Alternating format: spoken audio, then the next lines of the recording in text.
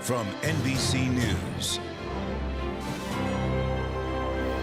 Decision 2016, the first presidential debate. Live from Hofstra University in Hempstead, New York. Here now, Savannah Guthrie and Chuck Todd. And good evening, everybody. Nice to have you with us, Chuck. After all the hype, all the prep, all the pre-debate gamesmanship from both campaigns, this is it. We are literally just minutes away now from the start of this first and all-important presidential debate on the stage behind us. We've already seen the candidates tonight, Hillary Clinton and Donald Trump, each arriving here a bit earlier this evening. They're waiting backstage. And Chuck, we've had a moment tonight. Yeah. President Bill Clinton is in the house and met Mrs. Melania Trump, and they just shared that handshake. We've got the whole families assembled here. We do, and I think one thing we got to remember, as big of personalities that they are, and we know this is going to be a clash of big personalities, this is also a clash of two competing visions of America. Hillary Clinton embracing the many cultural changes, the diversity, the acceleration of globalization that's happening. Donald Trump embracing a vision that says, whoa, let's slow down, let's slow things down, let's look inward a little bit. Let's not let that get lost tonight. Let's bring in our colleague Tom Brokaw, obviously somebody who's watched a lot of debates, but doesn't this feel like there's something special about this one, if nothing else, because they think maybe 100 million people could be watching? Yeah, I've never seen one quite like this, in part because of that 100 million people. A lot of them are still trying to make up their minds. This is going to be an important debate. You add to the television viewership, we've got social media going on, the tweeting that is going on, the texting that is going on, the streaming that is going on. This is the biggest electronic event in American history, to say nothing of American presidential politics. The stakes are so high with the polls tight, as we've seen just as recently as today. Let's go to Andrea Mitchell. Hallie Jackson is in the spin room for us. Hallie, good evening. Hi, Savannah. And here, media and surrogates are ready for what happens after the debate. But before then, here's Donald Trump's biggest test. Can he prove he has the temperament to be commander-in-chief? It's one of his biggest negatives with voters. Too many insults, and he could come off like a bully. Too few specifics, and he could seem unprepared. Savannah? All right, Hallie Jackson, thank you. Let's go to Andrea Mitchell, who has been covering the Clinton campaign. What's Hillary Clinton's goal tonight, Andrea? Well, her need is to really relate to people, especially those millennial voters. And very frankly, one of her top aides said to me, we're glad we have Donald Trump to debate against because he's the draw. He's drawing 100 million people. And that's the kind of crowd Hillary Clinton has not been able to attract. She now has to sell herself tonight. And Bill Clinton is here. He never attended any of the primary debates.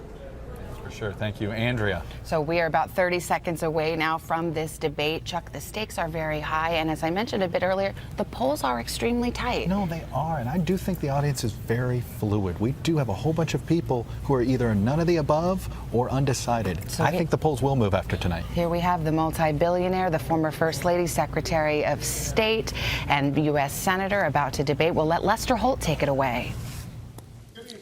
Good evening from Hofstra University in Hempstead, New York. I'm Lester Holt, anchor of NBC Nightly News. I want to welcome you to the first presidential debate. The participants tonight are Donald Trump and Hillary Clinton.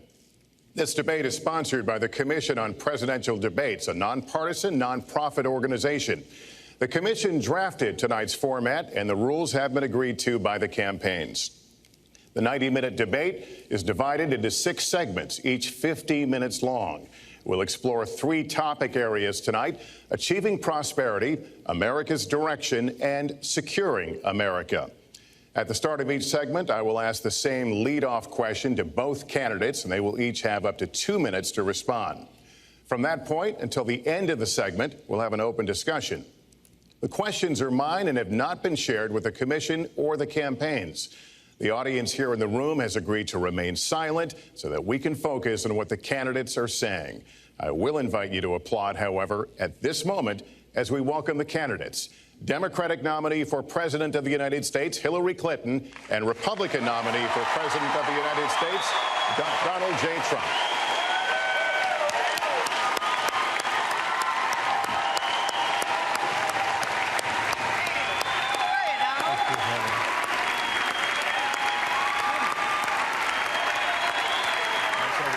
Good luck to you. Mr. Trump, good luck to you.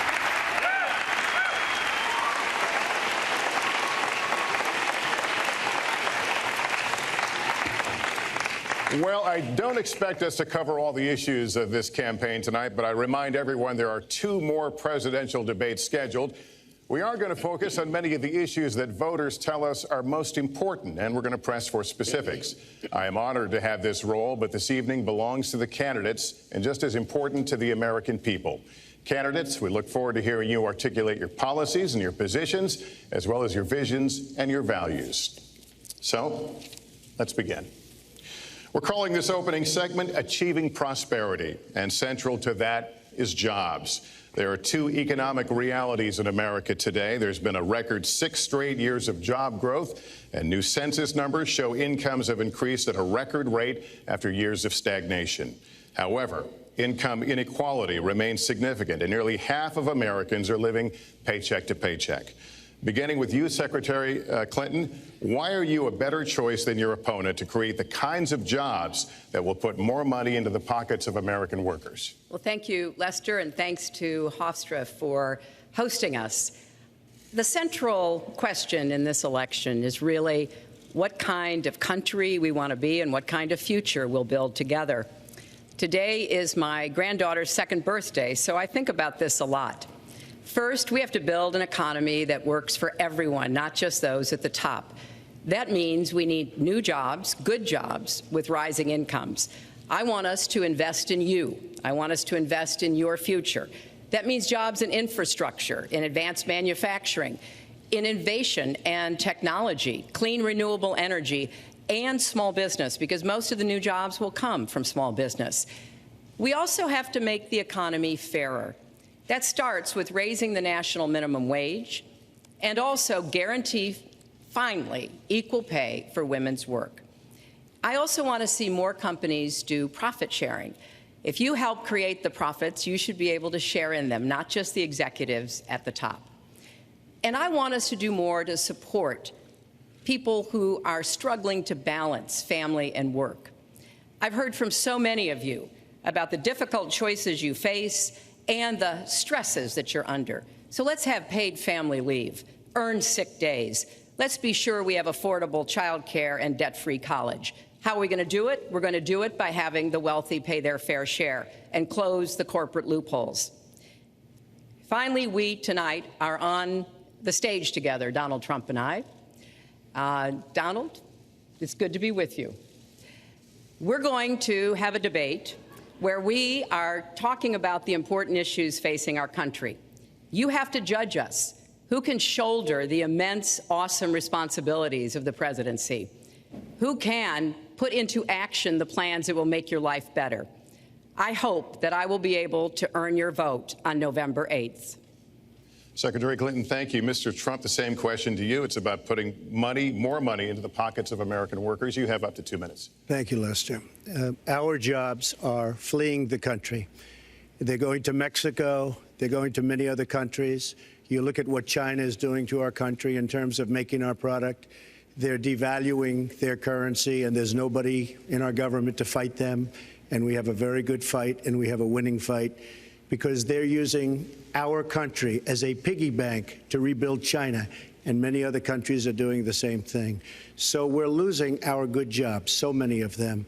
When you look at what's happening in Mexico, a friend of mine who builds plants said it's the 8th wonder of the world. They're building some of the biggest plants anywhere in the world, some of the most sophisticated, some of the best plants. With the United States, as he said, not so much. So Ford is leaving. You see that, their small car division leaving. Thousands of jobs, leaving Michigan, leaving Ohio. They're all leaving, and we can't allow it to happen anymore. As far as child care is concerned and so many other things, I think Hillary and I agree on that.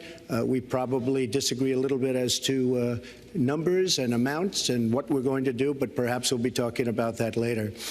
But we have to stop our jobs from being stolen from us. We have to stop our companies from leaving the United States, and with it, firing all of their people. All you have to do is take a look at Carrier Air Conditioning in Indianapolis. They left, fired 1,400 people. They're going to Mexico. So many, hundreds and hundreds of companies are doing this. We cannot let it happen. Under my plan, I'll be reducing taxes tremendously, from 35% to 15% for companies, small and big businesses.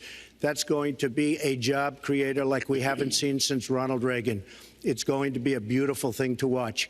Companies will come, they will build, they will expand, new companies will start, and I look very, very much forward to doing it. We have to renegotiate our trade deals, and we have to stop these countries from stealing our companies and our jobs.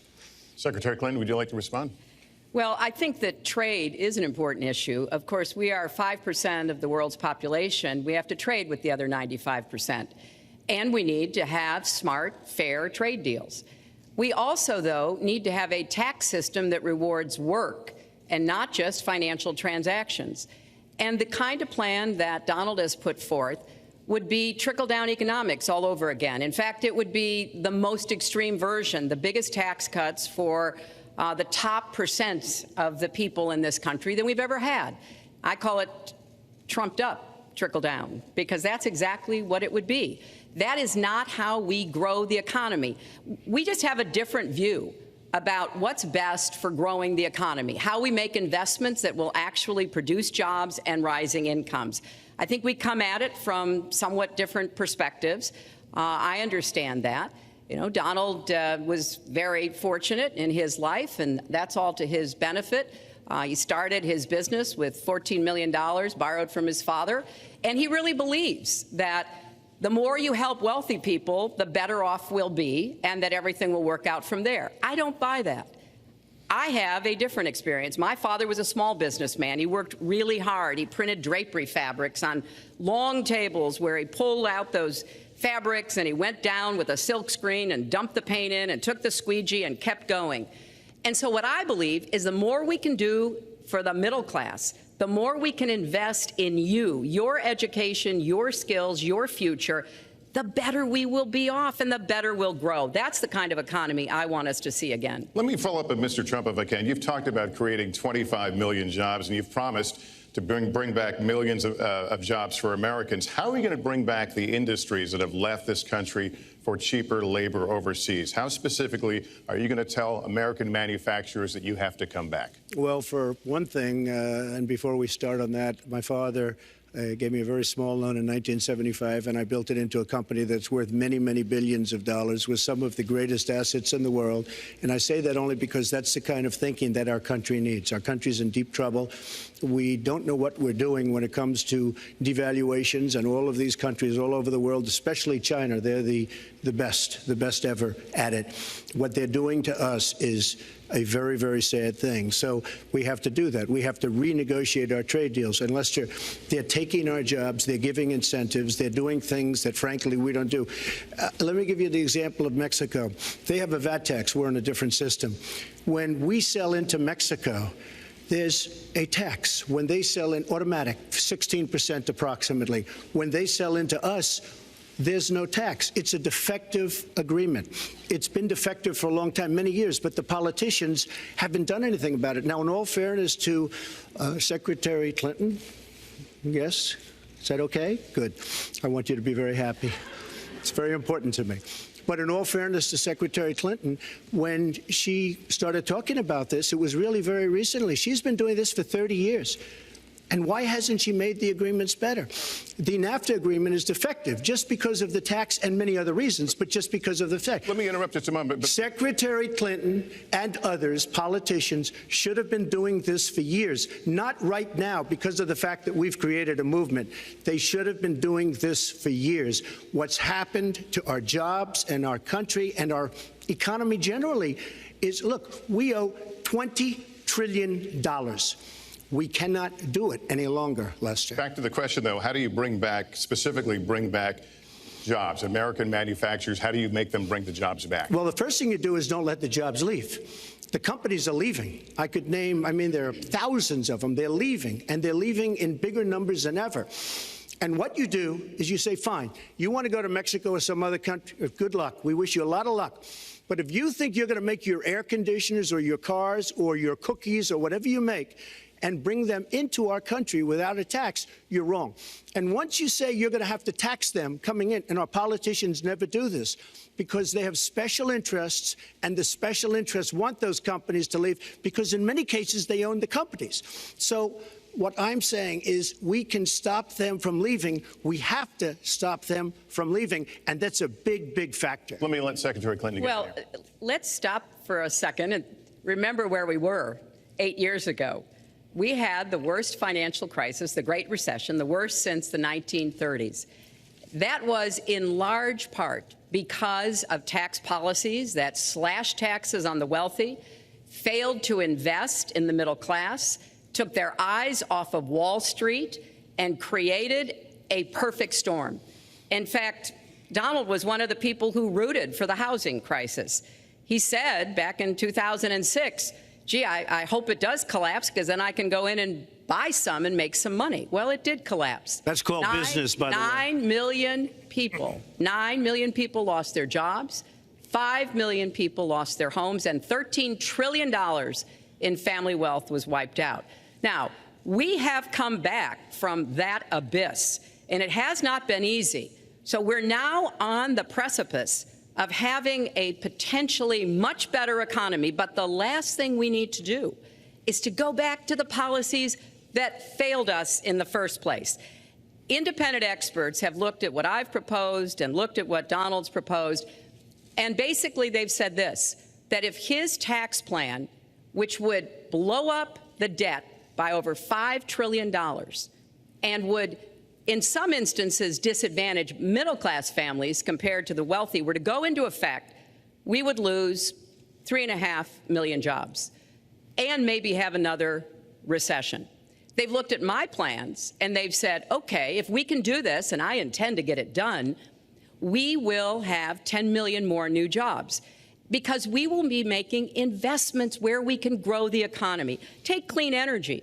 Some country is going to be the clean energy superpower of the 21st century. Donald thinks that climate change is a hoax perpetrated by the Chinese. I think it's real. I did not. Science is real. I do not say that. And I think it's important that we grip this and deal with it, both at home and abroad. And here's what we can do. We can deploy 500 million more solar panels. We can have enough clean energy to power every home. We can build a new modern electric grid. That's a lot of jobs. That's a lot of new economic activity. So I've tried to be very specific about what we can and should do, and I am determined that we're going to get the economy really moving again, building on the progress we've made over the last 8 years, but never going back to what got us in trouble in the first place. Mr. Trump. She talks about solar panels. We invested in a solar company, our country. That was a disaster. They lost plenty of money on that one. Now, look, I'm a great believer in all forms of energy, but we're putting a lot of people out of work. Our energy policies are a disaster. Our country is losing so much in terms of energy, in terms of paying off our debt. You can't do what you're looking to do with $20 trillion in debt.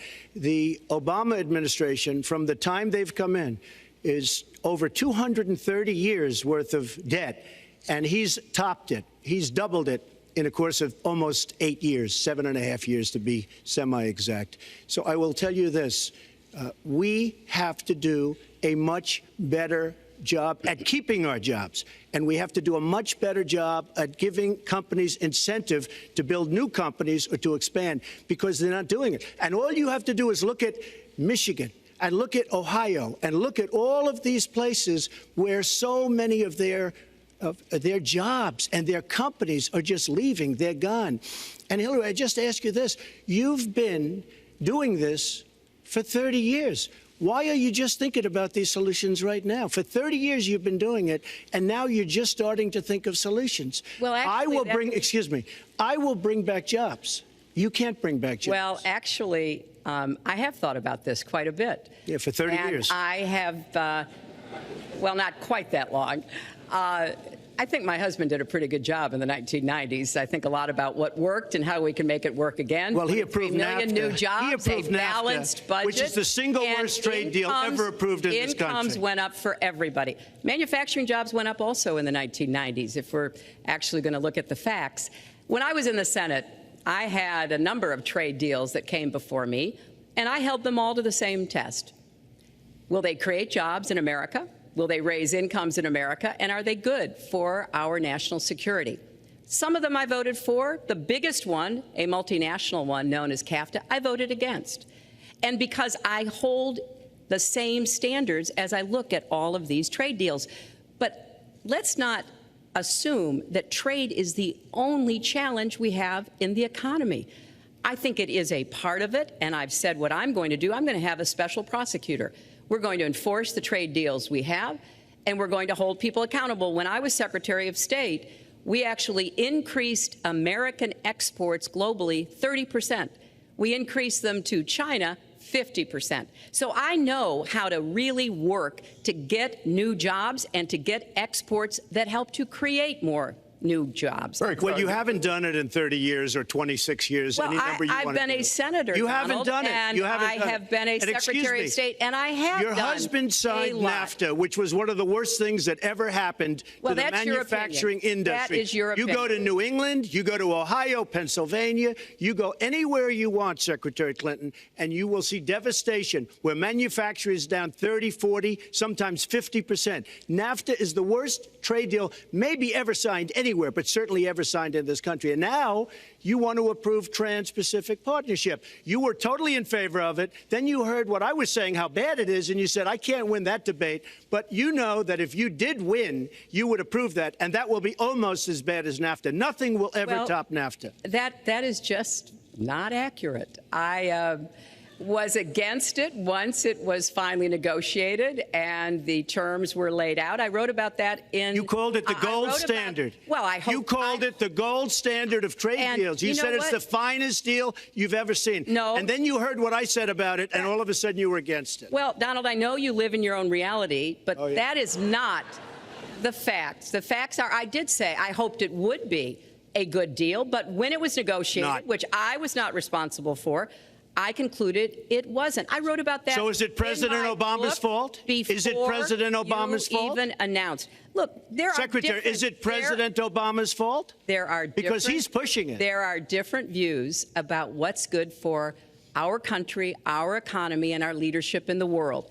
And I think it's important to look at what we need to do to get the economy going again. That's why I said new jobs with rising incomes, investments, not in more tax cuts that would add $5 trillion to the debt. But you have no plan.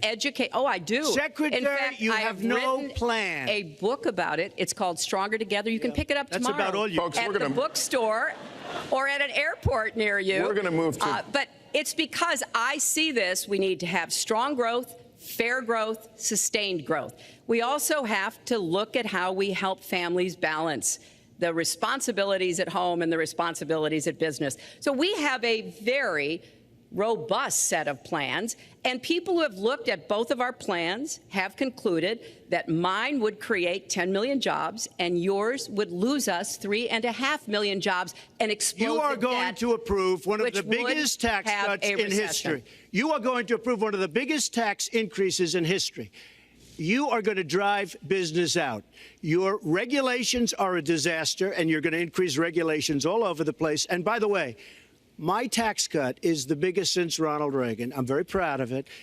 It will create tremendous numbers of new jobs. But regulations, you are going to regulate these businesses out of existence. When I go around, Lester, I tell you this, I've been all over.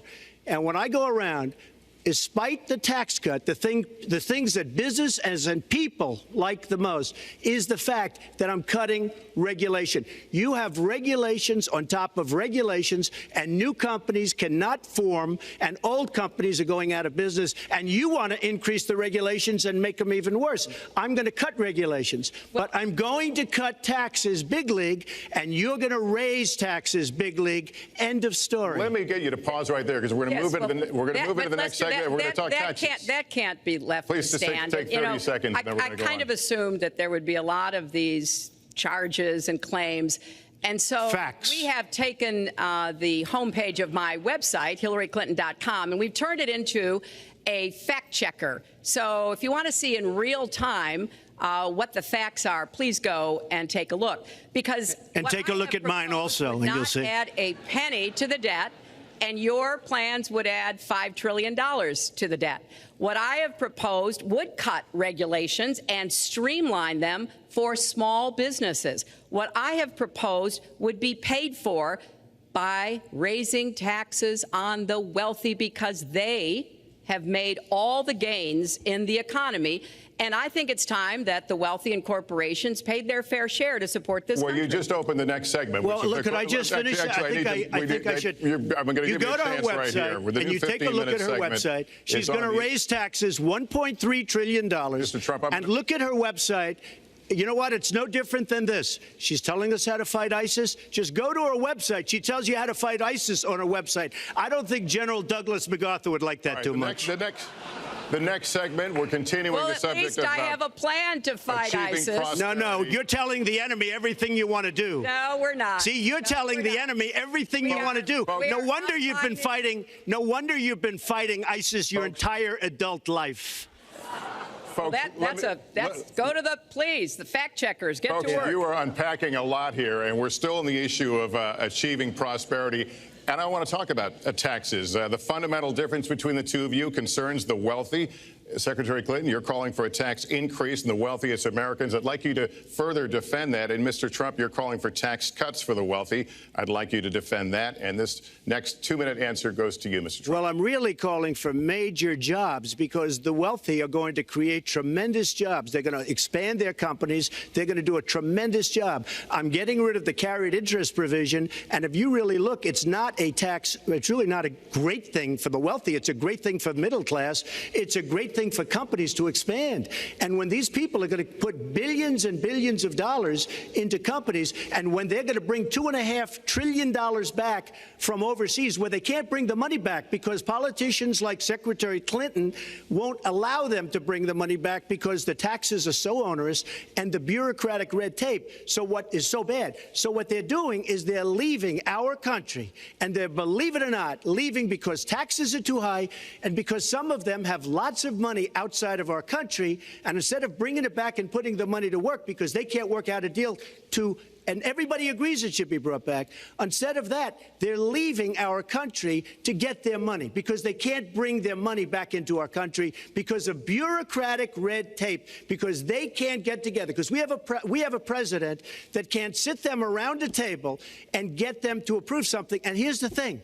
Republicans and Democrats agree that this should be done. $2.5 trillion. I happen to think it's double that. It's probably $5 trillion that we can't bring into our country, Lester. And with a little leadership, you'd get it in here very quickly, and it could be put to use on the inner cities and lots of other things, and it would be beautiful. But we have no leadership. And honestly, that starts with Secretary Clinton. All right, you have 2 minutes on the same question to defend tax increases on the wealthiest Americans, Secretary Clinton. I have a feeling that by the end of this evening, I'm going to be blamed for everything that's ever happened. Why not? Why not? Yeah, why not? Just join the debate by saying more crazy things. Now, let me say there's nothing crazy about not letting our companies bring their money back into their country. This is Secretary Clinton's 2 minutes, please. Yeah, well, let's start the clock again, Lester. We've looked at your tax proposals. I don't see changes in the corporate tax rates or the kinds of proposals you're referring to that would cause the repatriation, bringing back of money that's stranded overseas. I happen to support that. I happen to support that in a way that will actually work to our benefit. But when I look at what you have proposed, you have what is called now the Trump loophole, because it would so advantage you and the business you do. You've proposed an approach that has a $4 billion tax benefit for your family. And when you look at what you are proposing, how much for my family? It is, Lester, as I said, trumped up trickle down. Trickle down did not work. It got us into the mess we were in 2008 and 9. Slashing taxes on the wealthy hasn't worked, and a lot of really smart, wealthy people know that. And they are saying, hey, we need to do more to make the contributions we should be making to rebuild the middle class. I don't think top-down works in America. I think building the middle class, investing in the middle class, making college debt-free so more young people can get their education, helping people refinance their debt from college at a lower rate. Those are the kinds of things that will really boost the economy. broad-based, inclusive growth is what we need in America, not more advantages for people at the very top. Mr. Trump, typical politician, all talk, no action, sounds good, doesn't work, never going to happen. Our country is suffering because people like Secretary Clinton have made such bad decisions in terms of our jobs and in terms of what's going on. Now, look, we have the worst revival of an economy since the Great Depression. And believe me, we're in a bubble right now. And the only thing that looks good is the stock market. But if you raise interest rates even a little bit, that's going to come crashing down. We are in a big, fat, ugly bubble. And we better be awfully careful. And we have a Fed that's doing political things. This Janet Yellen of the Fed is doing political by keeping the interest rates at this level. And believe me, the day Obama goes off and he leaves and he goes out to the golf course for the rest of his life to play golf, when they raise interest rates, you're going to see some very bad things happen because the Fed is not doing their job. The Fed is being more political than Secretary Clinton. Mr. Trump, we're talking about the burden that Americans have to pay, yet you have not released your tax returns. And the reason nominees have released their returns for decades is so that voters will know if their potential president owes money to, who owes it to, and any business conflicts. Don't Americans have a right to know if there are any conflicts of interest? I don't mind releasing. I'm under a routine audit, and it'll be released. And as soon as the audit's finished, it'll be released.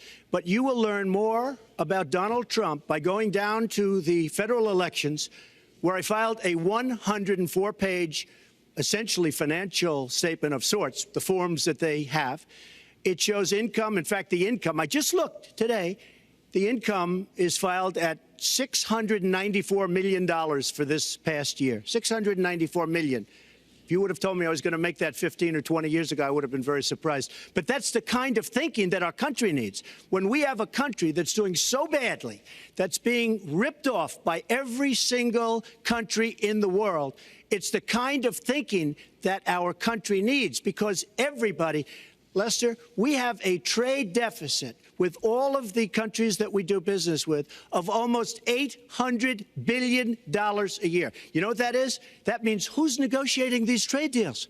We have people that are political hacks negotiating our trade deals. The IRS says an audit of your taxes, you're perfectly free to release your taxes during an audit. And so the question, does the public's right to know outweigh your personal? Well, I told you, I will release them as soon as the audit. Look, I've been under audit almost for 15 years. I know a lot of wealthy people that have never been audited. I said, do you get audited? I get audited almost every year.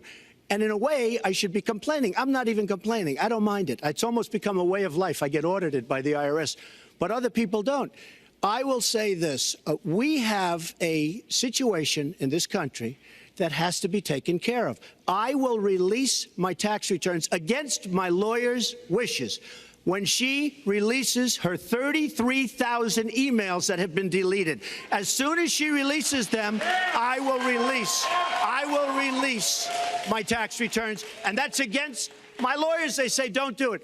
I will tell you this. No, in fact, watching shows, reading the papers, almost every lawyer says, you don't release your returns until the audit's complete. When the audit's complete, I'll do it. But I would go against them if she releases her email. So it's negotiable? It's not negotiable. No, let her release the email. Why did she delete 33,000? Well, I'll let her ask that, but let me just admonish the audience one more time. There was an agreement. We did ask you to be silent, so it would be helpful for us. Secretary Clinton. Well, I think you've just seen another example of bait and switch here. For 40 years, everyone running for president has released their tax returns. You can go and see nearly, I think, 39, 40 years of our tax returns, but everyone has done it. We know the IRS has made clear there is no prohibition on releasing it when you're under audit. So you've got to ask yourself, why won't he release his tax returns? And I think there may be a couple of reasons. First, maybe he's not as rich as he says he is. Second, maybe he's not as charitable as he claims to be. Third, we don't know all of his business dealings, but we have been told through investigative reporting that he owes about $650 million to Wall Street and foreign banks.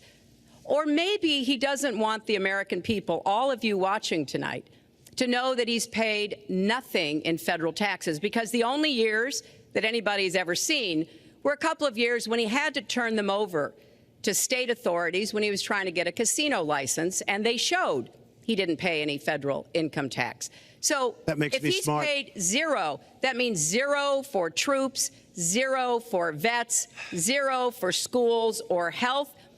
And I think probably he's not all that enthusiastic about having the rest of our country see what the real reasons are, because it must be something really important, even terrible, that he's trying to hide.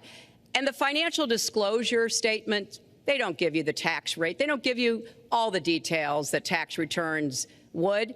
And it just seems to me that this is something that the American people deserve to see. And I have no reason to believe that he's ever going to release his tax returns, because there's something he's hiding. And we'll guess. We'll keep guessing at what it might be that he's hiding. But I think the question is, were he ever to get near the White House, what would be those conflicts? Who does he owe money to?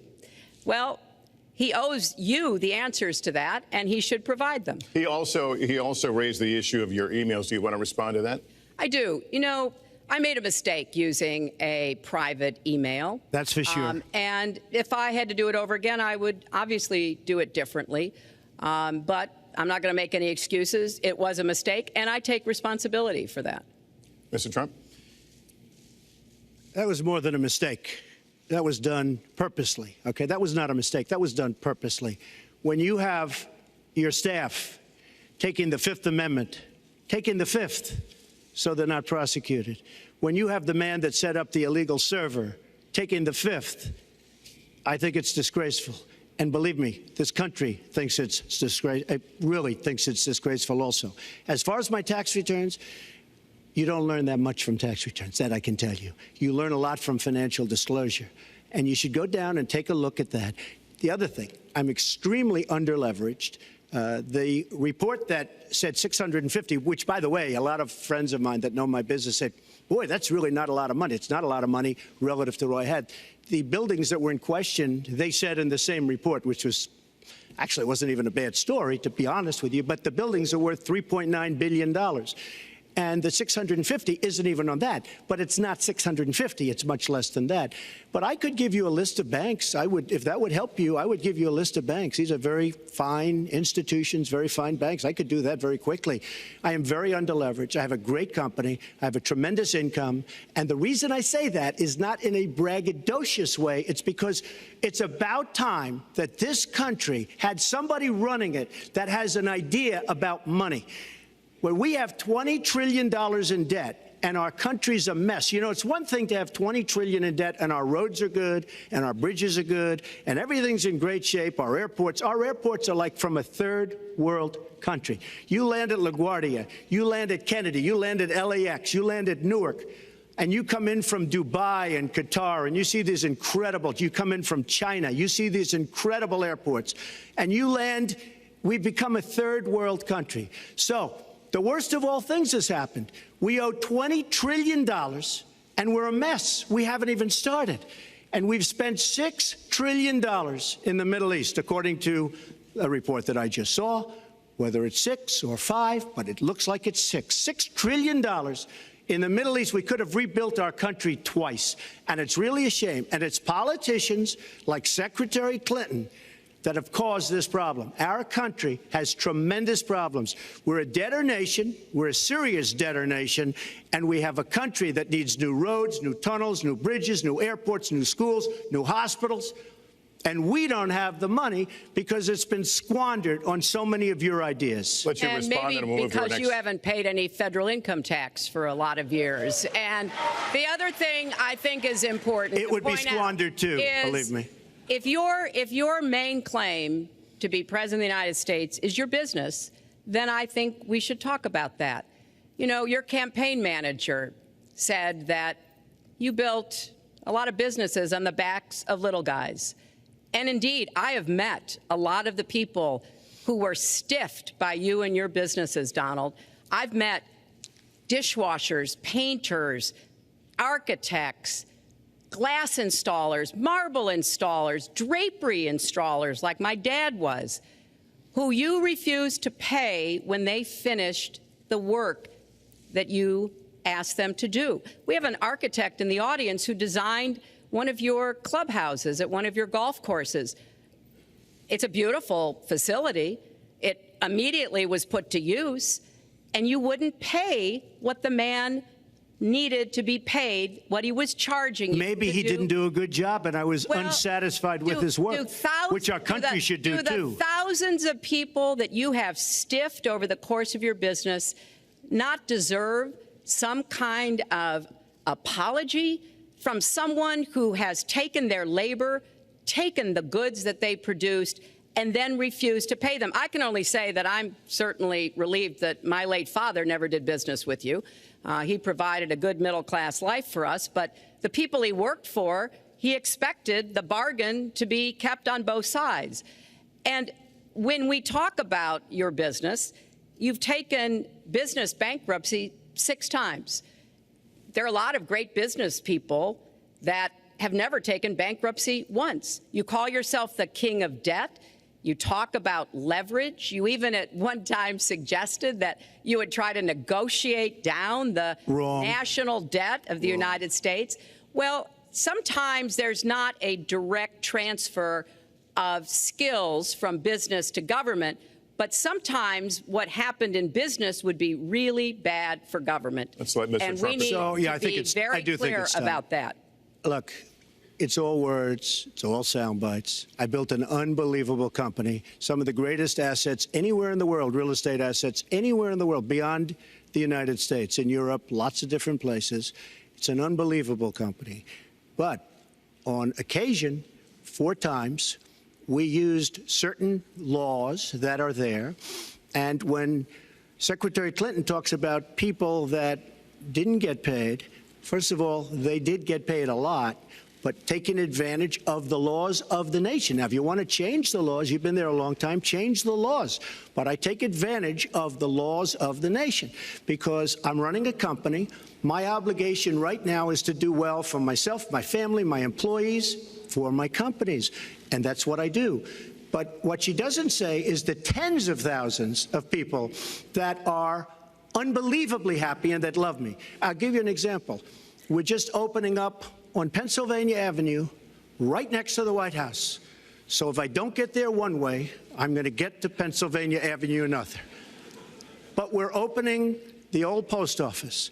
Under budget, ahead of schedule, saved tremendous money. I'm a year ahead of schedule. And that's what this country should be doing. We build roads and they cost 2 and 3 and 4 times what they're supposed to cost. We buy products for our military and they come in at costs that are so far above what they were supposed to be because we don't have people that know what they're doing. When we look at the budget is bad to a large extent because we have people that have no idea as to what to do and how to buy. The Trump International is way under budget and way ahead of schedule, and we should be able to do that for our country. We're well behind schedule, so I want to move to our next segment. We move into our next segment talking about America's direction, and let's start by talking about race. The share of Americans who say race relations are bad in this country is the highest it's been in decades, much of it amplified by shootings of African Americans by police, as we've seen recently in Charlotte and Tulsa.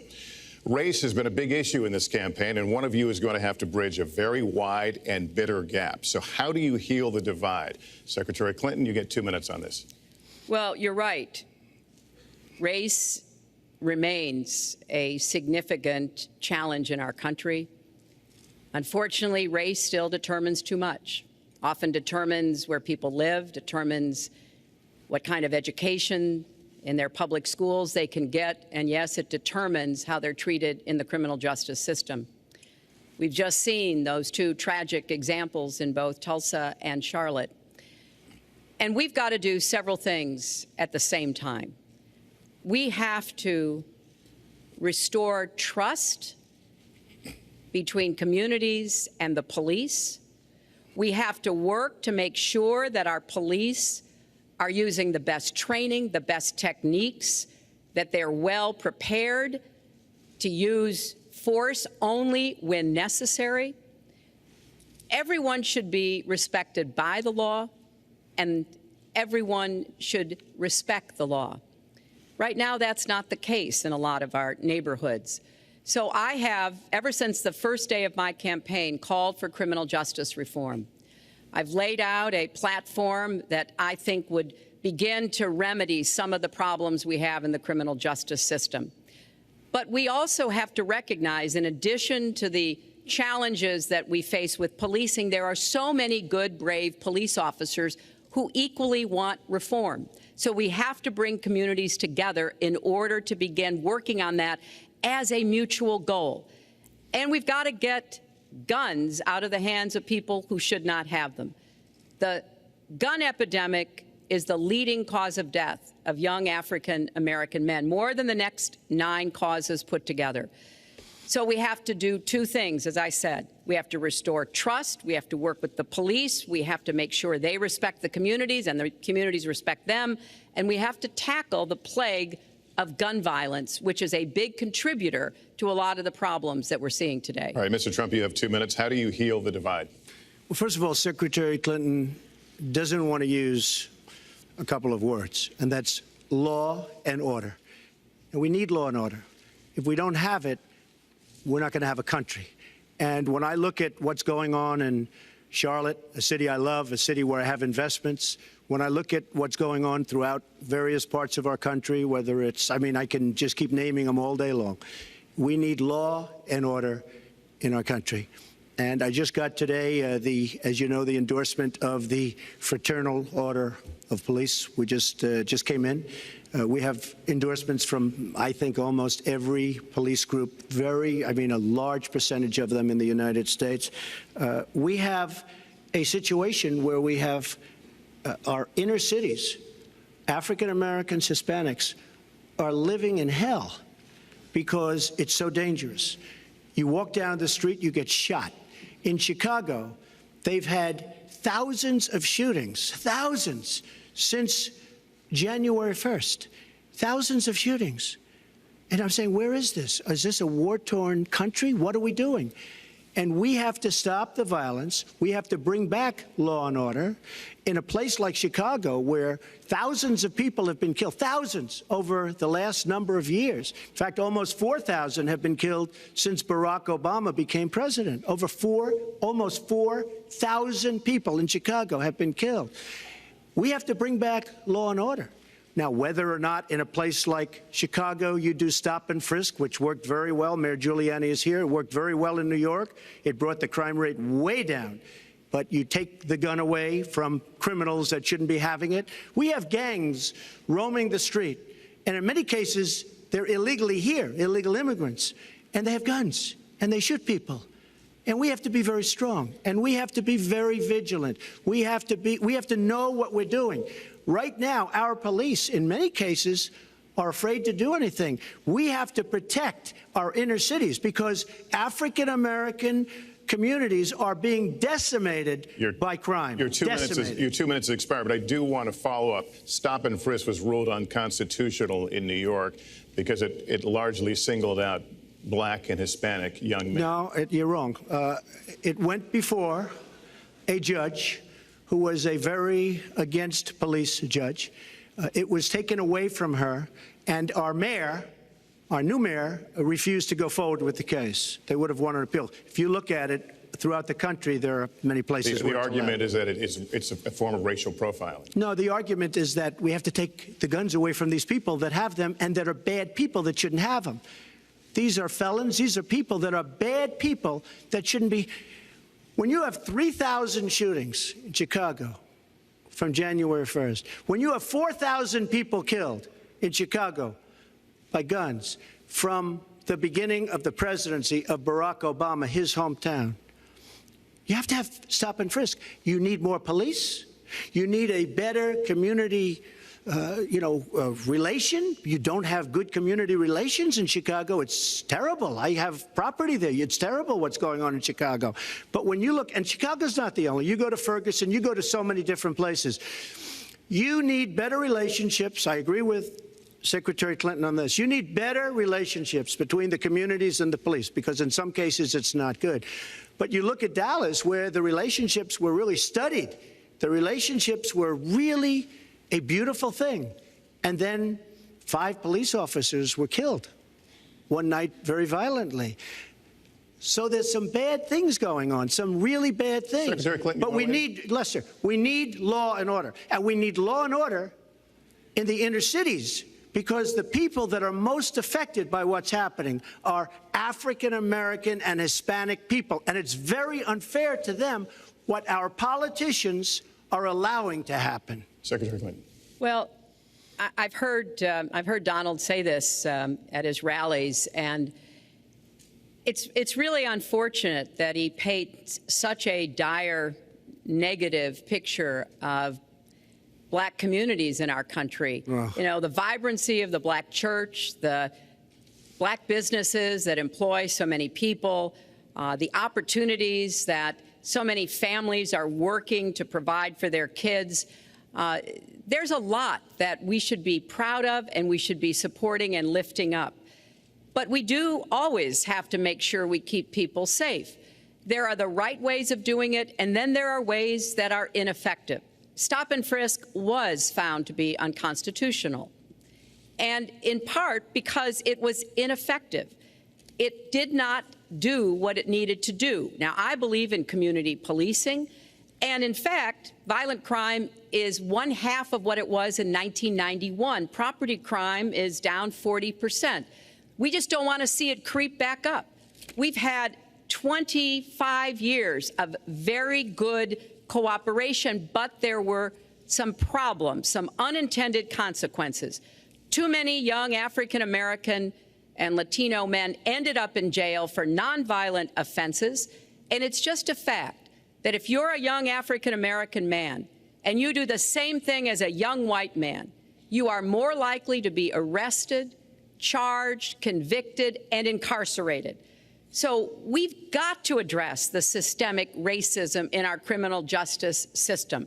We cannot just say law and order.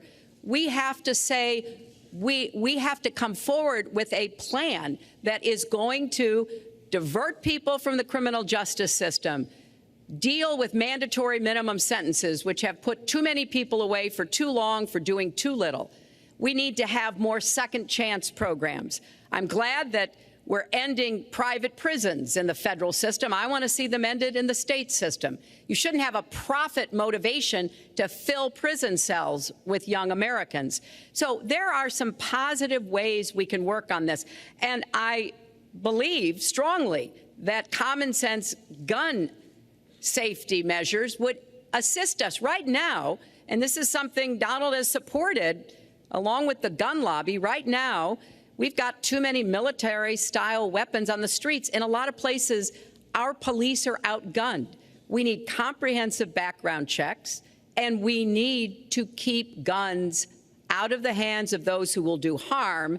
And we finally need to pass a prohibition on anyone who's on the terrorist watch list from being able to buy a gun in our country. If you're too dangerous to fly, you are too dangerous to buy a gun. So there are things we can do, and we ought to do it in a bipartisan way. Secretary Clinton, last week you said we've got to do everything possible to improve policing, to go right at implicit bias. Do you believe that police are implicitly biased against Black people?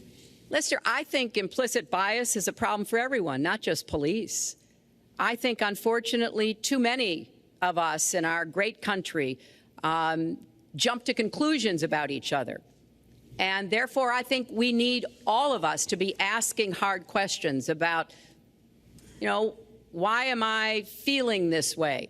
But when it comes to policing, since it can have literally fatal consequences, I have said in my first budget we would put money into that budget to help us deal with implicit bias by retraining a lot of our police officers. I've met with a group of very distinguished, experienced police chiefs a few weeks ago.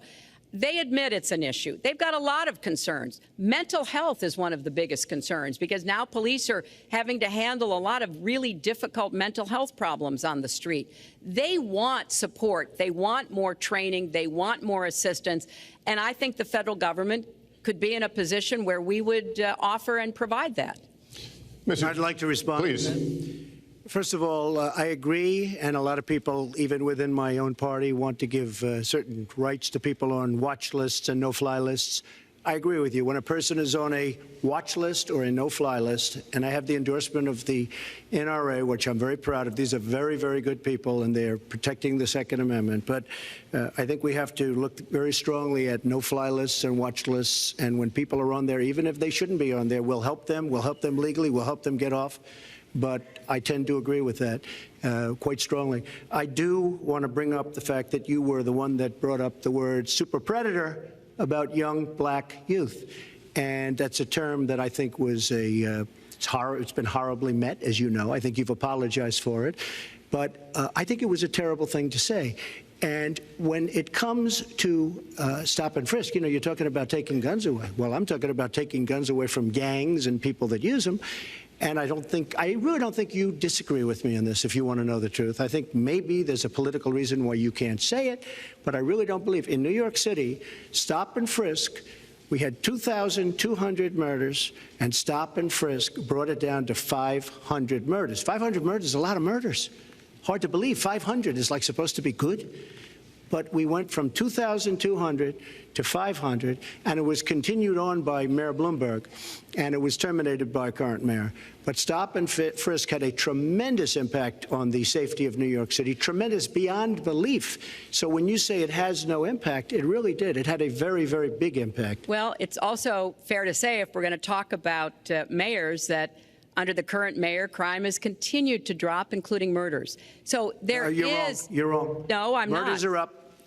All right, you'll check.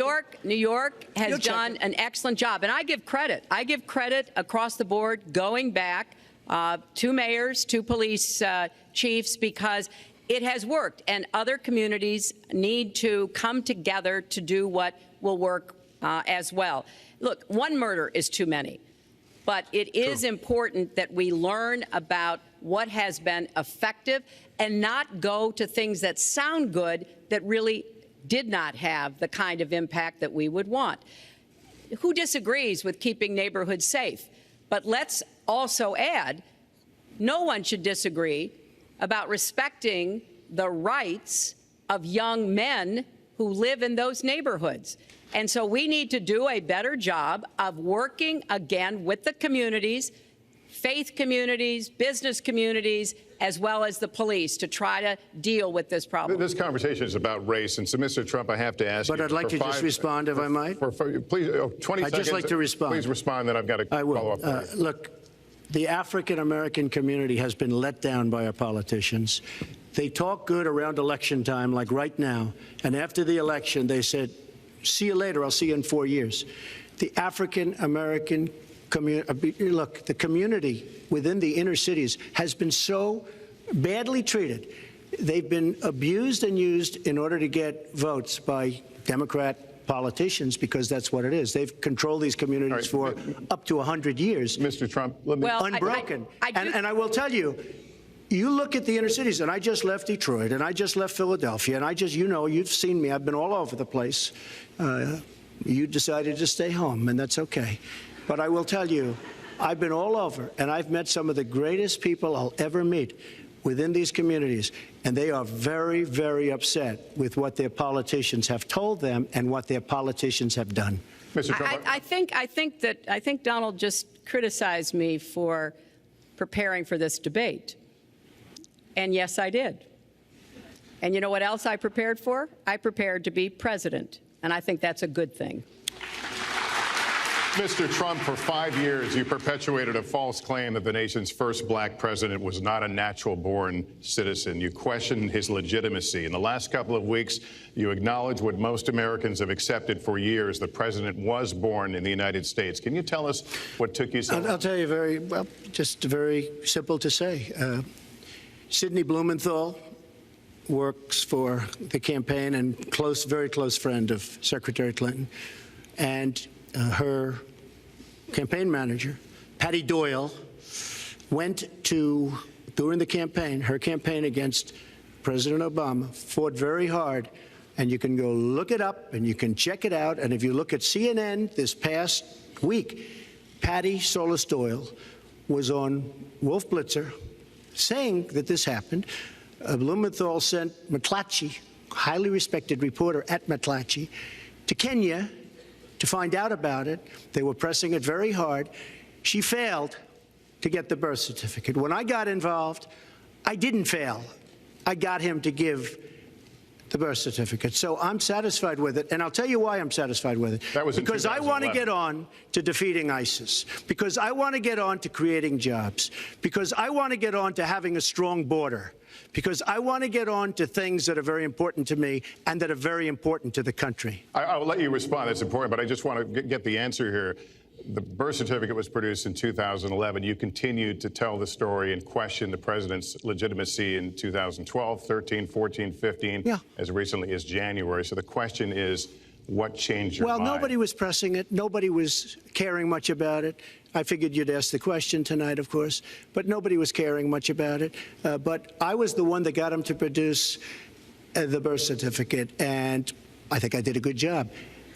Secretary Clinton also fought it. I mean, you know, now everybody in mainstream is going to say, oh, that's not true. Look, it's true. Sidney Blumenthal sent a reporter. You just have to take a look at CNN last week, the interview with your former campaign manager, and she was involved.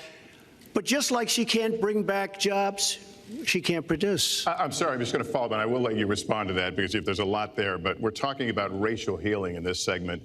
What do you say to Americans? Well, it was very, I say nothing. I say nothing because I was able to get him to produce it. He should have produced it a long time before. I say nothing. But let me just tell you, when you talk about healing, I think that I've developed very, very good relationships over the last little while with the African-American community. I think you can see that.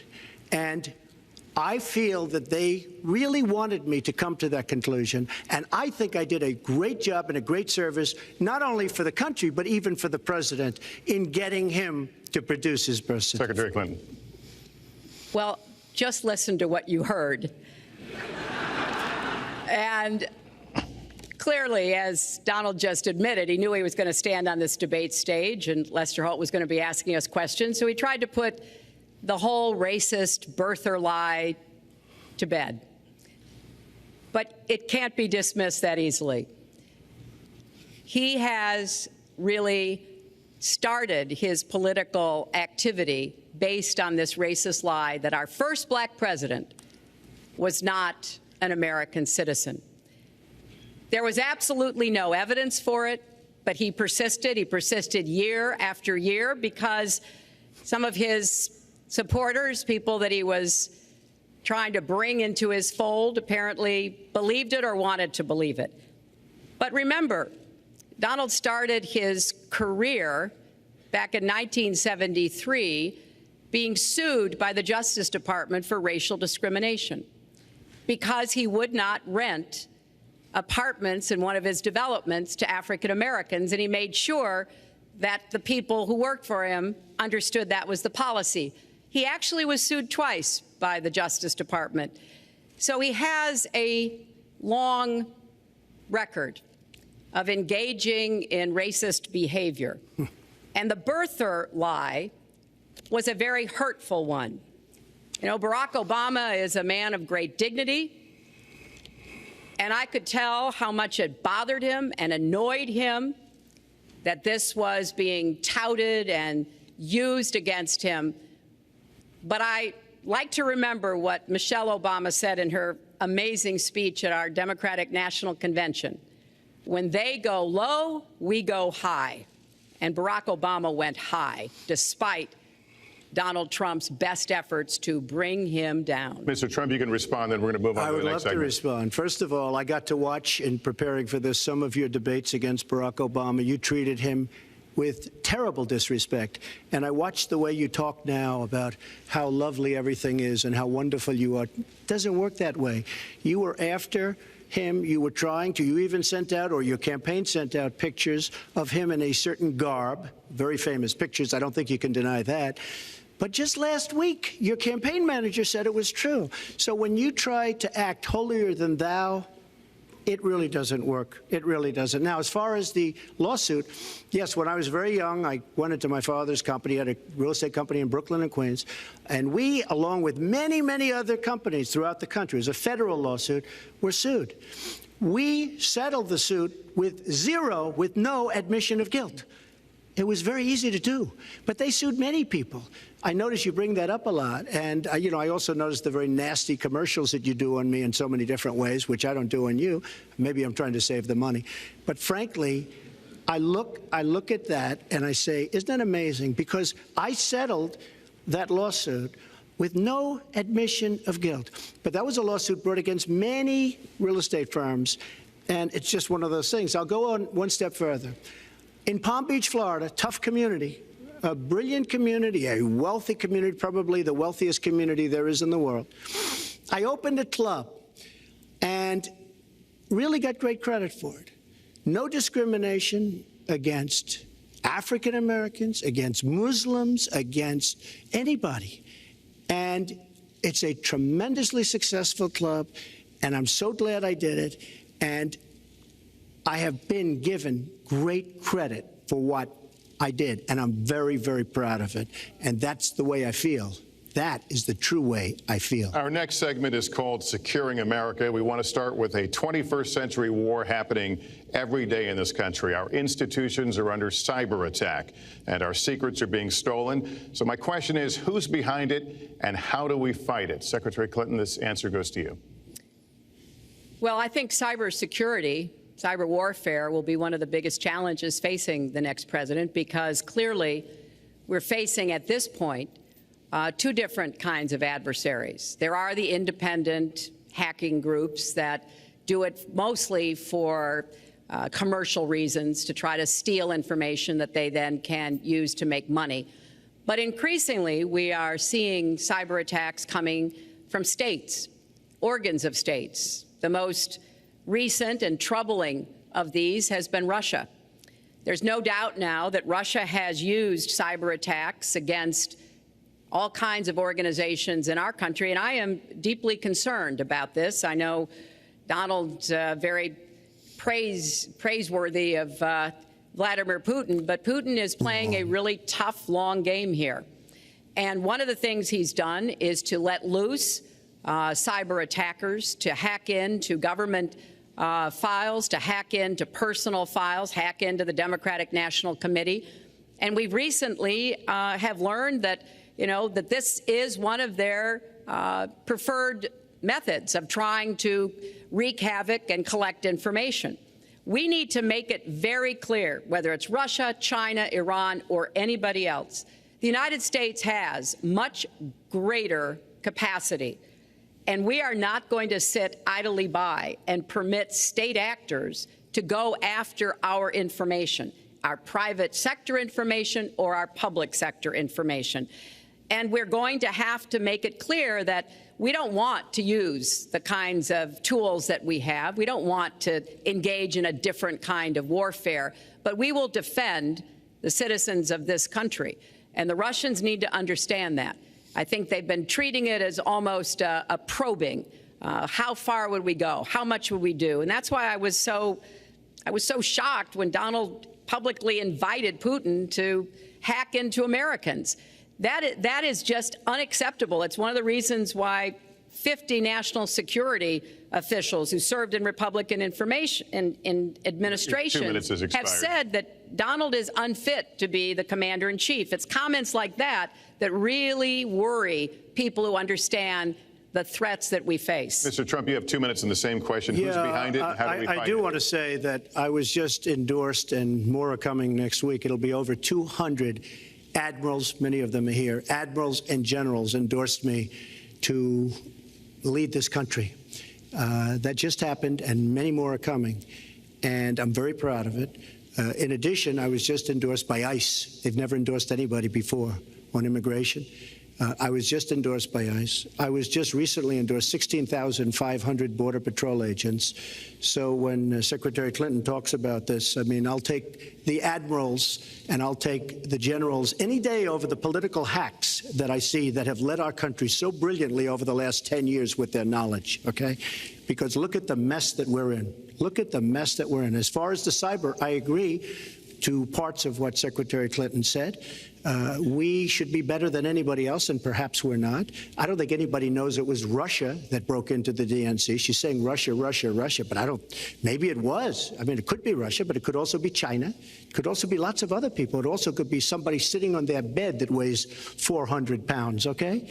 You don't know who broke in to DNC, but what did we learn with DNC? We learned that Bernie Sanders was taken advantage of by your people, by Debbie Wasserman Schultz. Look what happened to her. But Bernie Sanders was taken advantage of. That's what we learned. Now, whether that was Russia, whether that was China, whether it was another country, we don't know. Because the truth is, under President Obama, we've lost control of things that we used to have control over. We came in with the Internet. We came up with the Internet. And I think Secretary Clinton and myself would agree very much. When you look at what ISIS is doing with the Internet, they're beating us at our own game, ISIS. So we have to get very, very tough on cyber and cyber warfare. It is a huge problem. I have a son. He's 10 years old. He has computers. He is so good with these computers. It's unbelievable. The security aspect of cyber is very, very tough, and maybe it's hardly doable. But I will say we are not doing the job we should be doing. But that's true throughout our whole governmental society. We have so many things that we have to do better, Lester, and certainly cyber is one of them. Secretary Clinton. Well, I think there are a number of issues that we should be addressing. I have put forth a plan to defeat ISIS. It does involve going after them online. I think we need to do much more with our tech companies to prevent ISIS and their operatives from being able to use the Internet to radicalize, even direct people in our country and Europe and elsewhere. But we also have to intensify our air strikes against ISIS and eventually support our Arab and Kurdish partners to be able to actually take out ISIS in Raqqa and their claim of being a caliphate. We're making progress. Our military is assisting in Iraq, and we're hoping that within the year we'll be able to push ISIS out of Iraq and then, really squeeze them in Syria. But we have to be cognizant of the fact that they've had foreign fighters coming to volunteer for them, foreign money, foreign weapons. So we have to make this the top priority. And I would also do everything possible to take out their leadership. I was involved in a number of efforts to take out al-Qaeda leadership when I was Secretary of State, including, of course, taking out bin Laden. And I think we need to go after Baghdadi as well, make that one of our organizing principles, because we've got to defeat ISIS, and we've got to do everything we can to disrupt their propaganda efforts online. You mentioned ISIS, and we think of ISIS certainly as over there, but there are American citizens who have been inspired to commit acts of terror on American soil. The latest incident, of course, the bombings we just saw in New York and New Jersey, the knife attack at a mall in Minnesota, and the last year, deadly attacks in San Bernardino and Orlando. I'll ask this to both of you. Tell us specifically how you would prevent homegrown attacks by American citizens, Mr. Trump. Well, first I have to say one thing, very important. Secretary Clinton is talking about taking out ISIS. We will take out ISIS. Well, President Obama and Secretary Clinton created a vacuum the way they got out of Iraq, because they got out, they shouldn't have been in, but once they got in, the way they got out was a disaster, and ISIS was formed. So she talks about taking them out. She's been doing it a long time. She's been trying to take them out for a long time. But they wouldn't have even been formed if they left some troops behind, like 10,000 or maybe something more than that. And then you wouldn't have had them. Or, as I've been saying for a long time, and I think you'll agree because I said it to you once, had we taken the oil, and we should have taken the oil, ISIS would not have been able to form either because the oil was their primary source of income. And now they have the oil all over the place, including the oil, a lot of the oil in Libya, which was another one of her disasters. Secretary Clinton. Well, I hope the fact checkers are turning up the volume and really working hard. Donald supported the invasion of Iraq. Wrong. That is absolutely wrong. Proved over and over again. Wrong. He actually advocated for the actions we took in Libya and urged that Gaddafi be taken out after actually doing some business with him one time. But the larger point, he says this constantly, is George W. Bush made the agreement about when American troops would leave Iraq, not Barack Obama. And the only way that American troops could have stayed in Iraq is to get an agreement from the then Iraqi government that would have protected our troops. And the Iraqi government would not give that. But let's talk about the question you asked, Lester. The question you asked is, what do we do here in the United States? That's the most important part of this.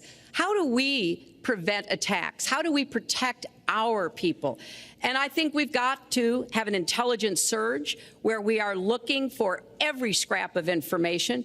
I was so proud of law enforcement in New York, in Minnesota, in New Jersey. You know, they responded so quickly, so professionally to the attacks that occurred by Rahami. And they brought him down. And we may find out more information because he is still alive, which may prove to be an intelligence benefit. So we've got to do everything we can to vacuum up intelligence from Europe, from the Middle East. That means we've got to work more closely with our allies. And that's something that Donald has been very dismissive of.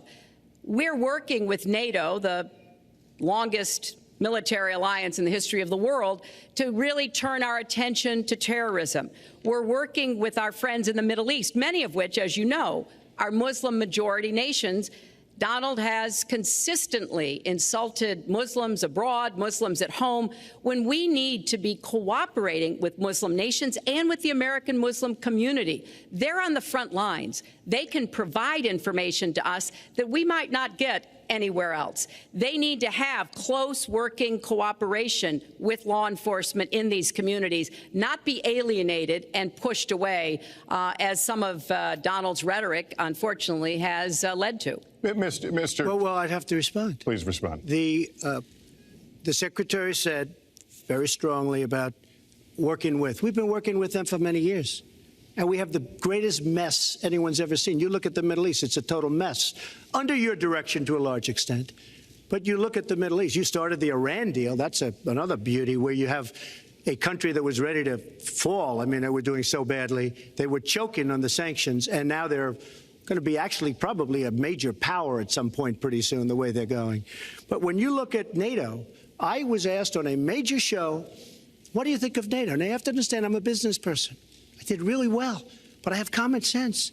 And I said, well, I'll tell you, I haven't given lots of thought to NATO, but two things. Number one, the 28 countries of NATO, many of them aren't paying their fair share. Number two, and that bothers me because we should be, yes, we're defending them, and they should at least be paying us what they're supposed to be paying by treaty and contract. And number two, I said, and very strongly, NATO could be obsolete because, and I was very strong on this, and it was actually covered very accurately in the New York Times, which is unusual for the New York Times, to be honest. But I said they do not focus on terror. And I was very strong, and I said it numerous times. And about 4 months ago, I read on the front page of the Wall Street Journal that NATO is opening up a major terror division. And I think that's great. And I think we should get, because we pay approximately 73% of the cost of NATO. It's a lot of money to protect other people. But I'm all for NATO. But I said they have to focus on terror also. And they're going to do that. And that was, believe me, I'm sure I'm not going to get credit for it, but that was largely because of what I was saying and my criticism of NATO. I think we have to get NATO to go into the Middle East with us, in addition to surrounding nations, and we have to knock the hell out of ISIS, and we have to do it fast. When ISIS formed in this vacuum created by Barack Obama and Secretary Clinton, and believe me, You were the ones that took out the troops. Not only that, you named the day. They couldn't believe it. They sat back probably and said, I can't believe it. They said, no, wait a minute. We've covered when they formed, this is something that never should have happened. It should have never happened. Now, you're talking about taking out ISIS, but you were there and you were Secretary of State when it was a little infant. Now it's in over 30 countries. And you're going to stop them? I don't think so. Mr. Trump, a lot of these are judgment questions. You had supported the war in Iraq before the invasion. What makes your judgment? I did not support the war in Iraq. 2002. That is a mainstream media nonsense put out by her because she, frankly, I think the best person in her campaign is mainstream media. My question is, since you would you like to hear? Why is your judgment? Wait a minute. I was against the war in Iraq, just so you put it out. The record shows otherwise. The record does not show that. Why is your judgment? The record shows that I'm right.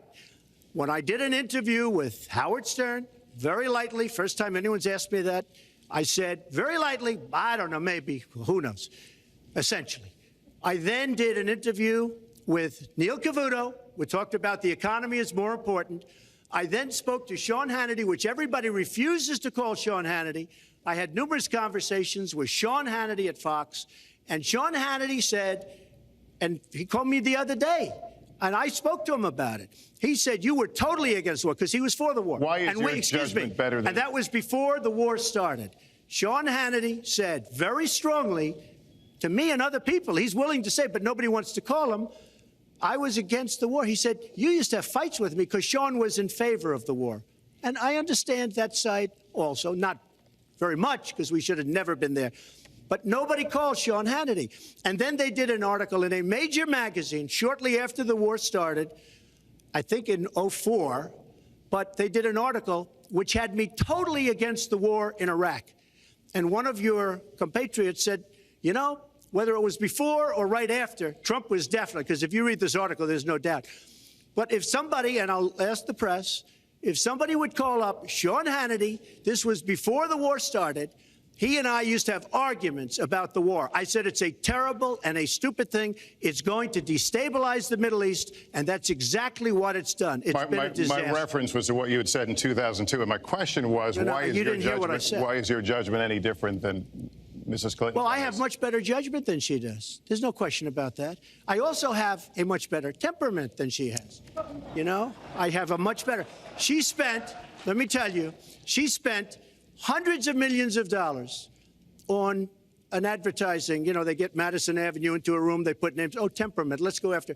I think my strongest asset, maybe by far, is my temperament. I have a winning temperament. I know how to win. She does not know how to win. Clinton. Wait. The AFL-CIO the other day, behind the blue screen, I don't know who you were talking to, Secretary Clinton, but you were totally out of control. I said, there's a person with a temperament that's got a problem. Secretary Clinton. Woo, okay. Let's talk about two important issues that were briefly mentioned by Donald. First, NATO. You know, NATO, as a military alliance, has something called Article 5, and basically it says this: an attack on one is an attack on all. And do you know the only time it's ever been invoked? After 9/11, when the 28 nations of NATO said that they would go to Afghanistan with us to fight terrorism, something that they still are doing by our side. With respect to Iran, when I became Secretary of State, Iran was weeks away from having enough nuclear material to form a bomb. They had mastered the nuclear fuel cycle under the Bush administration. They had built covert facilities. They had stocked them with centrifuges that were whirling away. And we had sanctioned them. I voted for every sanction against Iran when I was in the Senate, but it wasn't enough. So I spent a year and a half putting together a coalition that included Russia and China to impose the toughest sanctions on Iran. And we did drive them to the negotiating table. And my successor, John Kerry, and President Obama got a deal that put a lid on Iran's nuclear program without firing a single shot. That's diplomacy. That's coalition building. That's working with other nations. The other day, I saw Donald saying that there were some Iranian sailors on a ship in the waters off of Iran, and they were taunting American sailors who were on a nearby ship. He said, you know, if they taunted our sailors, I'd blow them out of the water and start another war. That would not good judgment. That is not the right temperament to be commander-in-chief, to be taunted. And the worst part of what we've heard Donald say has been about nuclear weapons. He has said repeatedly that he didn't care if other nations got nuclear weapons, Japan, South Korea, even Saudi Arabia. It has been the policy of the United States, Democrats and Republicans, to do everything we could to reduce the proliferation of nuclear weapons. He even said, well, you know, if there were a nuclear war in the East Asia, well, you know, that's fine. You know, have a good time, folks. And in fact, his cavalier attitude about nuclear weapons is so deeply troubling. That is the #1 threat we face in the world, and it becomes particularly threatening if terrorists ever get their hands on any nuclear material. So a man who can be provoked by a tweet should not have his fingers anywhere near the nuclear codes, as far as I think anyone with any sense about this should be concerned. That line's getting a little bit old, I must say. Listen, it's a good one, though. I would like to, well describes the problem. It's not an accurate one at all. It's not an accurate one. So I just want to give a lot of things and just to respond. I agree with her on one thing. The single greatest problem the world has is nuclear armament, nuclear weapons. Not global warming like you think and your president thinks. Nuclear is the single greatest threat. Just to go down the list, we defend Japan, we defend Germany, we defend South Korea, we defend Saudi Arabia, we defend countries. They do not pay us what they should be paying us because we are providing tremendous service and we're losing a fortune. That's why we're losing. We lose on everything. I say, who makes these? We lose on everything. Well, I said that it's very possible that if they don't pay a fair share, because this isn't 40 years ago where we could do what we're doing. We can't defend Japan, a behemoth selling us cars by the million. We need to move on. Well, wait, but it's very important. All I said was they may have to defend themselves or they have to help us out. We're a country that owes $20 trillion.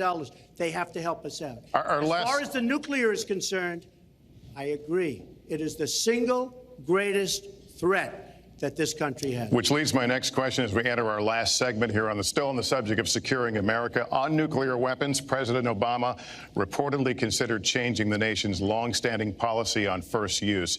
Do you support the current policy? Mr. Trump, you have 2 minutes on that. Well, I have to say that, for what Secretary Clinton was saying about nuclear with Russia, she's very cavalier in the way she talks about various countries.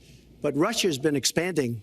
They have a much newer capability than we do. We have not been updating from the new standpoint. I looked the other night, I was seeing B-52s. They're old enough that your father, your grandfather could be flying them.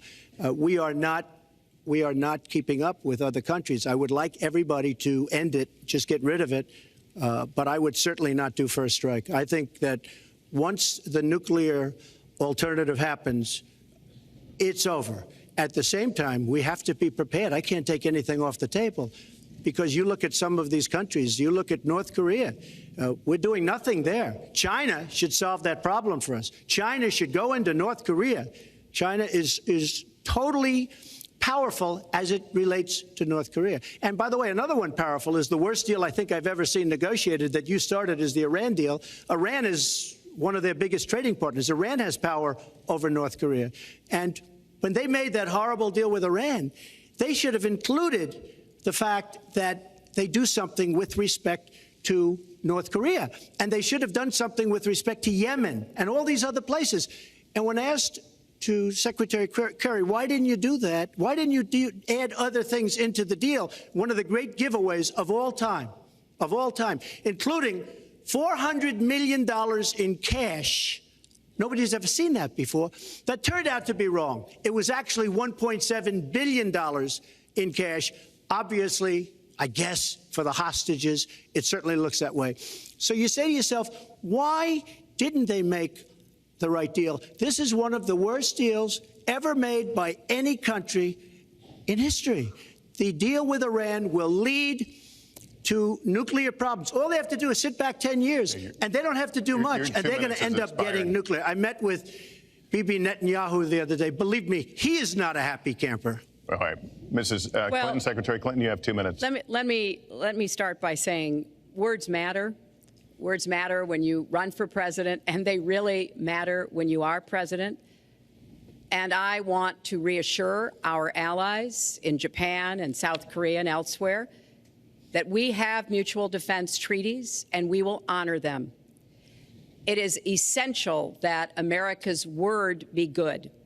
And so I know that this campaign has caused some questioning and some worries on the part of many leaders across the globe. I've talked with a number of them.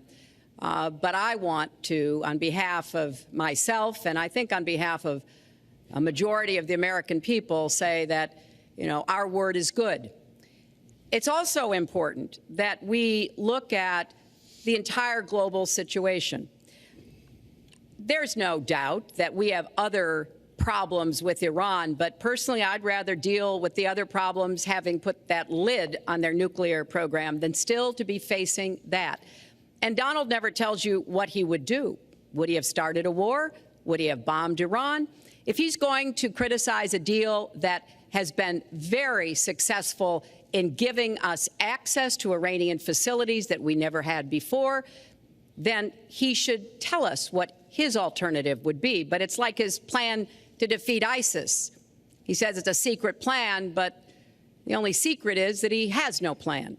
So we need to be more precise in how we talk about these issues. People around the world follow our presidential campaigns so closely, trying to get hints about what we will do.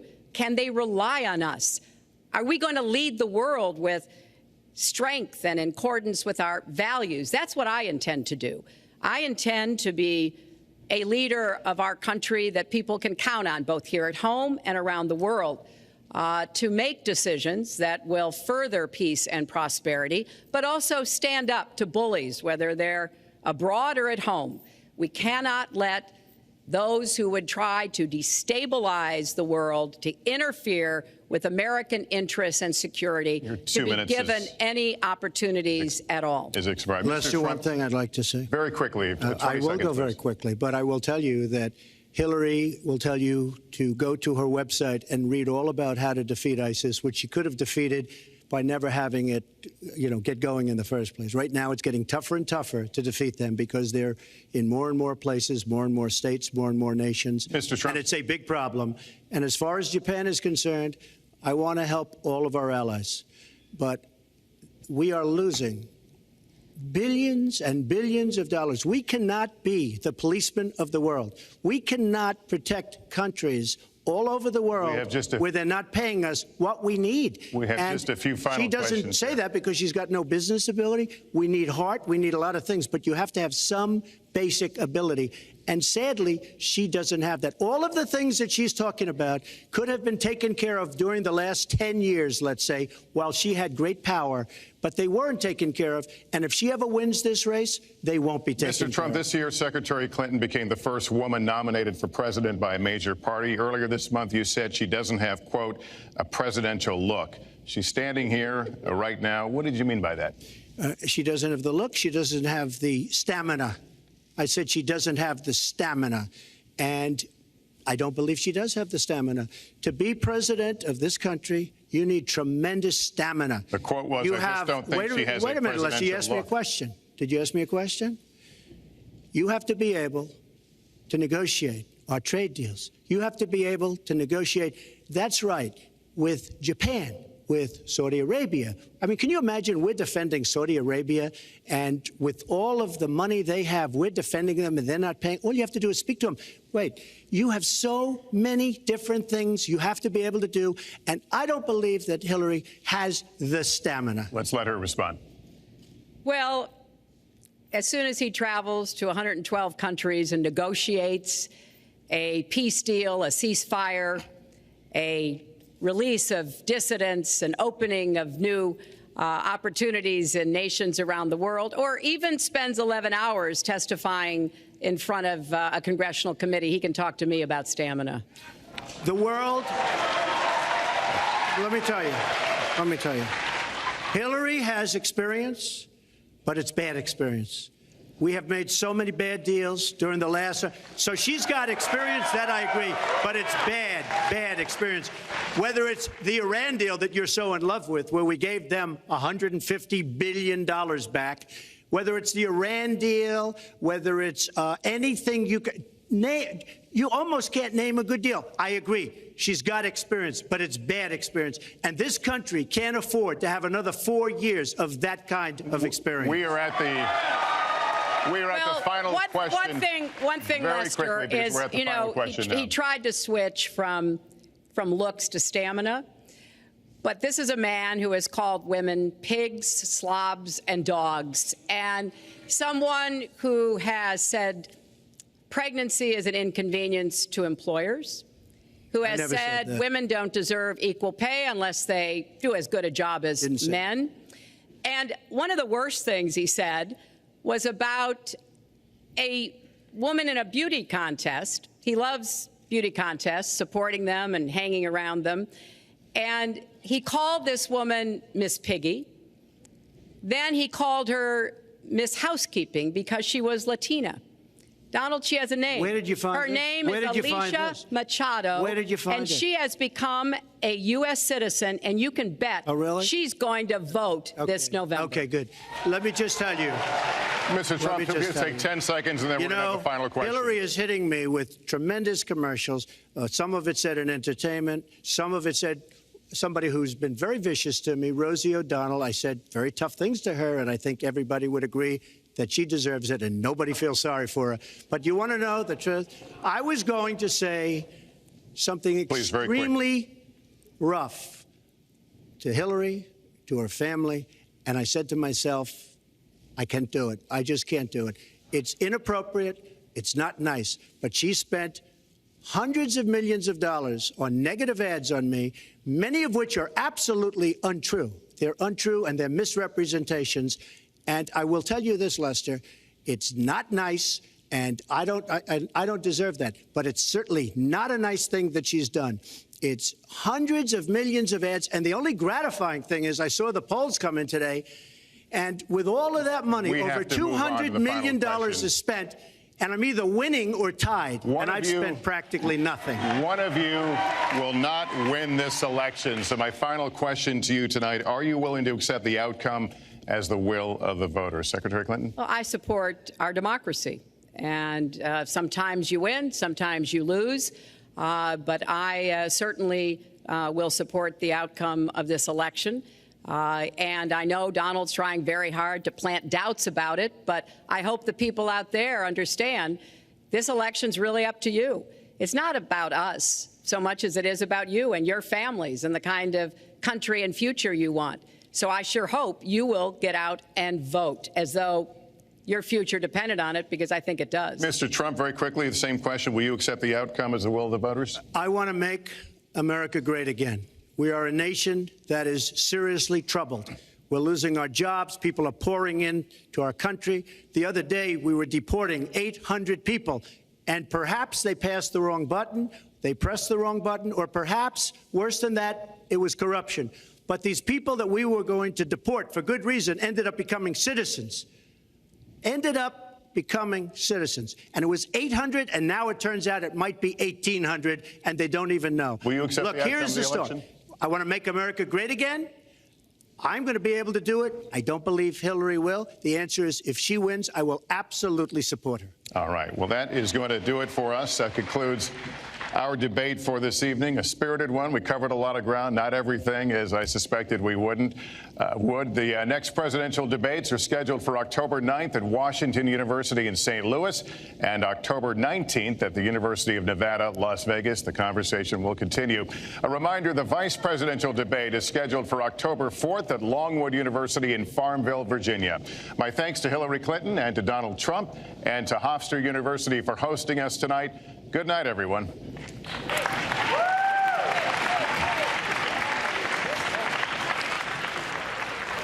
Hey, NBC News fans, thanks for checking out our YouTube channel. Subscribe by clicking on that button down here and click on any of the videos over here to watch the latest interviews, show highlights, and digital exclusives. Thanks for watching.